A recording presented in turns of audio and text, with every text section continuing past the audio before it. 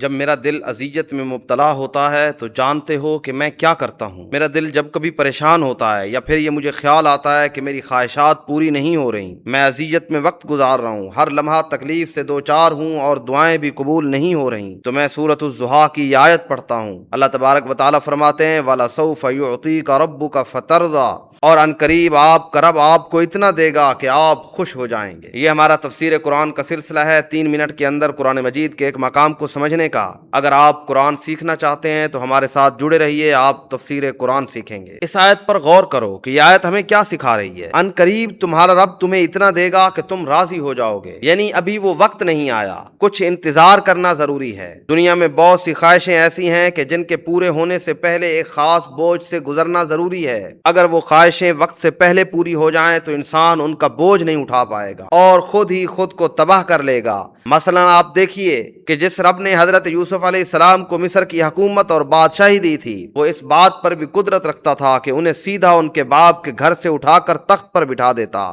لیکن اللہ نے اس عطا کو مؤخر فرمایا تاکہ پہلے وہ کنویں کی تنہائی سے گزریں، غلامی دیکھیں، جیل میں وقت گزاریں اور اس سب میں اتنے مضبوط ہو جائیں کہ بڑے ملک کا بوجھ سنبھال سکیں۔ وہ صبر کی تربیت تھی جس نے ایک گمنام نوجوان کو ایک عظیم ترین بادشاہ بنا دیا۔ جس رب نے حضرت موسیٰ علیہ السلام کو دریا کے کنارے کھڑا کر دیا، پیچھے فرعون کا لشکر تھا اور آگے دریا، نکلنے کا کوئی راستہ نہیں تھا، وہ رب پہلے بھی فرعون کو تباہ کر سکتا تھا اور موسیٰ کو نجات دے سکتا تھا، لیکن نہیں، اللہ کا یہ طریقہ کار نہیں ہے۔ وہ رب ایک خاص وقت لے کر آتا ہے، وہ بہترین وقت لے کر آتا ہے تاکہ میرا بندہ جان لے کہ میری بہتری اسی انتظار اور دیر میں تھی جو مجھے دیر سے ملا ہے، در حقیقت اسی نے مجھے ضائع ہونے سے بچا لیا ہے۔ اگر ہم نے کچے پھل کو وقت سے پہلے درخت سے توڑ لیا تو وہ میٹھا نہیں ہوگا بلکہ کڑوا اور بے مزہ ہی رہے گا۔ اگر ہم نے اینٹ کو بھٹی میں پکنے سے پہلے عمارت میں لگا دیا تو وہ پہلی ہی بارش میں گھل کر گر جائے گی۔ دعا کا جواب اور نعمت کا ملنا اگر تاخیر کا شکار ہے تو اس کا مطلب انکار نہیں ہے،